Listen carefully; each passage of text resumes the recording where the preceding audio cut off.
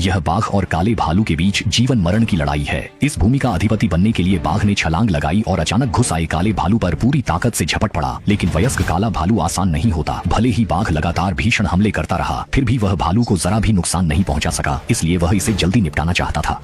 बाघ अपने आगे के दोनों पंजों और तेज नुकीले दांतों का भी इस्तेमाल करता है, लेकिन उसका हर वार मानो काले भालू ने पहले ही भांप लिया हो और वह उन्हें एक एक करके आसानी से बेअसर कर देता है। बढ़त पाने को दोनों की सीधी ताकत और उग्र हो जाती है। इस भिड़ंत में जो खड़ा रहकर तुरंत वार कर सके वही बादशाह स्तर का होता है। जंगल के राजा के रूप में बाघ हर पहलू में अच्छा रहता है।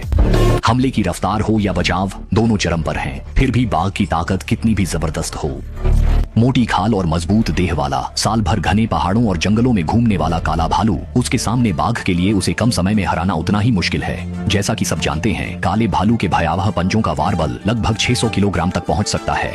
अगर बाघ जरा भी चूक जाए और काला भालू उसे जोर का थप्पड़ मारकर गिरा दे तो नतीजे की कल्पना तक नहीं हो सकती। पर फुर्तीला तेज बाघ सामने वाले को ऐसा मौका नहीं देता। इस वक्त दोनों एक दूसरे को कसकर पकड़े रहते हैं और मुकाबला ताकत व घुमावदार बल पर टिका होता है।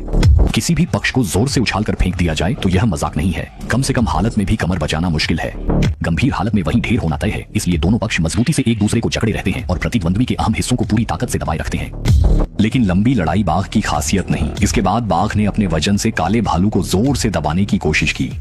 उसे जमीन पर गिराने के लिए काला भालू अचानक तेजी से पीछे हटा, बाघ की ताकत बेअसर कर दी और तुरंत पलटवार कर उल्टा बाघ को ही दबाकर गिरा दिया।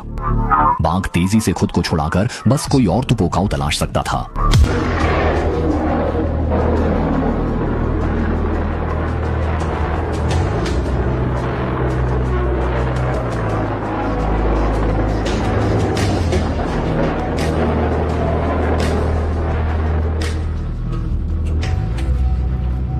जैसे ही दोनों पक्षों की रफ्तार और बढ़ रही थी, जब वह सामने वाले को मारने ही वाला था, तभी दूसरी तरफ से एक और बाघ काले भालू के पीछे से झपट कर उस पर टूट पड़ा। साथी की जोरदार मदद मिलते ही बाघ और ताकतवर हो गया और काले भालू पर पागलपन से ताबड़तोड़ वार करने लगा। 2 बनाम 1 की इस हालत में काला भालू आखिर कब तक टिक पाएगा?